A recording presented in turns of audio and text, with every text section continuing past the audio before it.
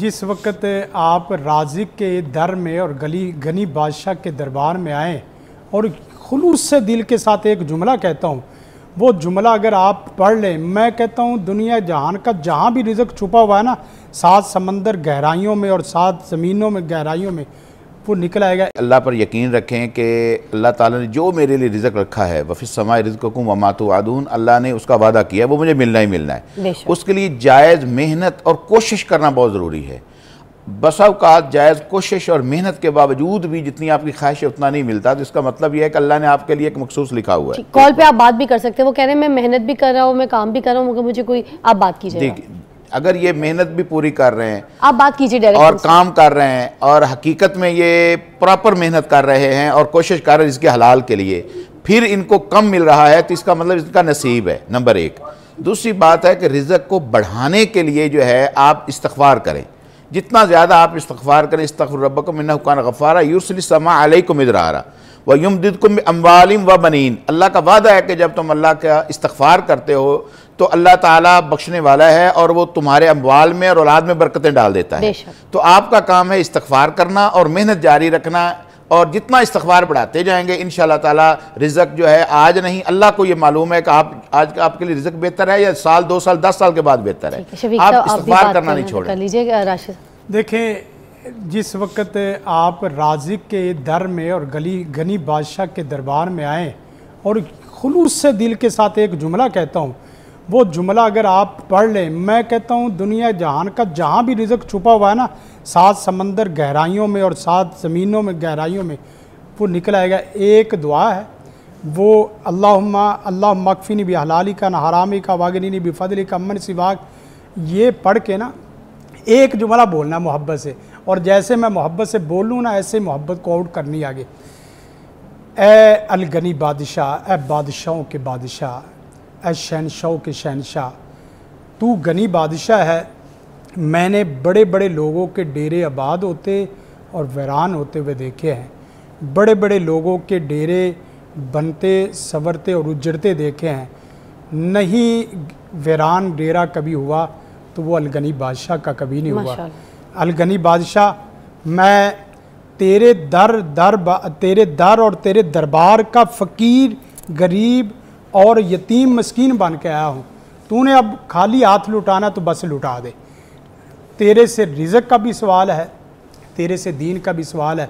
बस ये जुमले रोज़ाना 2 रकत नमाज पढ़ने के बाद क्या आप कह लें, गनी बादशाह आपको बादशाह बना देगा। क्या बात है। रेहाना की कॉलेज शामिल करेंगे। अस्सलाम वालेकुम रेहाना। वालेकुम अस्सलाम। जी आपकी क्या हाल है? मैं ठीक ठाक हूँ बेटा, बताइए क्या कहेंगी, जल्दी से सवाल पूछिएगा बेटा, टाइम कम है। यही है कि हमारे घर में भी हर वक्त बच्चे जब इकट्ठे बैठते हैं तो लड़ना झगड़ना शुरू हो जाते हैं। मेरी बेटी है, उसका मियां, वो भी आपस में बहुत ज्यादा लड़ते झगड़ते हैं। कोई वजीफा बता दे, मैं खुद भी बहुत ज्यादा पढ़ती हूँ। कोई ऐसा अमल बच्चों के लिए, बच्चे आपस में लड़ाई झगड़ा, हाँ आपस में बड़े लड़ाइयाँ हैं तो अब उसमें। अच्छा, एक और मैं वजीफे से पहले एक और कॉल शामिल कर देती हूँ। जी अस्सलाम वालेकुम, कौन बोल रही है? फरत जी। फरत क्या कहेंगी जी? मैं ये पूछना चाहूंगी कि अगर बहू अपनी सास की पूरी नीयत से खिदमत कर रही हो और सास जो है वो सुबह जब घर आता है, अपना बेटा उनका घर आता है और वो कहती है कि इसने तो मुझे खाना नहीं दिया, इसने मुझे मारा पीटा और इसने ये किया और इसने वो किया, गलत इंसान तराशी करके और इस तरह से मसाइल पैदा करे दोनों मियाँ बीवी के दरमियान, क्योंकि मियाँ तो घर पे नहीं है, उसको तो नहीं पता कि मेरी गैर मौजूदगी में क्या हुआ था। हाँ। तो इस सूरत में बहू को क्या करना चाहिए? मैं आपकी यहाँ पे रहनुमाई करवाती हूँ हमारे मौजूद मेहमानों से कि एक फ़रा ने की थी, तो पहले मैं चाहूँगी कि रेहाना के सवाल का जवाब दे दीजिए। उन्होंने कहा कि बच्चे आपस में बहुत लड़ाई करते हैं, हम बहुत परेशान हैं, तो प्लीज़ उसके लिए कोई वजीफ़ा बता दीजिएगा आप दोनों। देखिए, सबसे पहले जो दुआ है बड़ी ज़बरदस्त, एक है दिलों को जोड़ने वाली और एक है दिलों के अंदर मोहब्बत को कूट कूट के भर देने वाली। 2 दुआएँ हैं। एक दुआ अल्लाहुम्मा अलिफ बैना कुलूबिना व अस्लिह ज़ात बैनिना। इस दुआ के पढ़ने से आपके जितने बिगड़े हुए काम हैं वो भी दुरुस्त हो जाएंगे और दिल जो दूर हैं वो भी करीब आ जाएंगे। कितनी कोई कसरत करनी है, कितनी बार? ये 7 दफ़ा हर नमाज के बाद पढ़ ले, अदद ख़ास नहीं है, 7 दफ़ा 11 दफ़ा 21 दफ़ा जितनी दफ़ा भी पढ़ ले, और पढ़ के बच्चों के दरमियान में फूंक दे। उसके पिशानी और कमर का तसव्वुर करके फूंक दे। अच्छा। और इसी तरह एक बहुत प्यारी दुआ है, अल्लाहुम्मा इन्नी अस्सलुका हुब्बका व हुब्बा मन युहिब्बुका वल अमल अल्लज़ी युक़र्रिबुनी हुब्बका।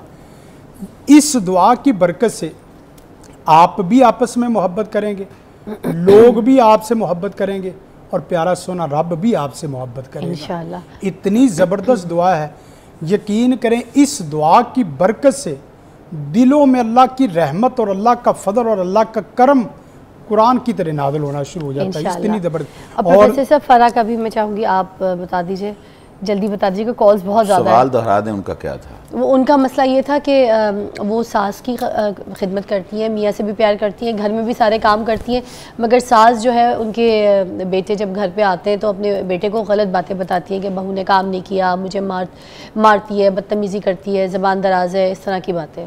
जी बिल्कुल, ये मसाइल जो है ना, जब लैक ऑफ इंटरेस्ट हो जाता है दरमियान में और हर वक्त सास ये समझती है कि बहू हमारी जासूसियाँ करती है, ये काम अच्छा नहीं करती, ये नहीं करती, सम टाइम उनके कान भरे जाते हैं किसी की तरफ से अंदर जो घरों में रह रहे होते हैं।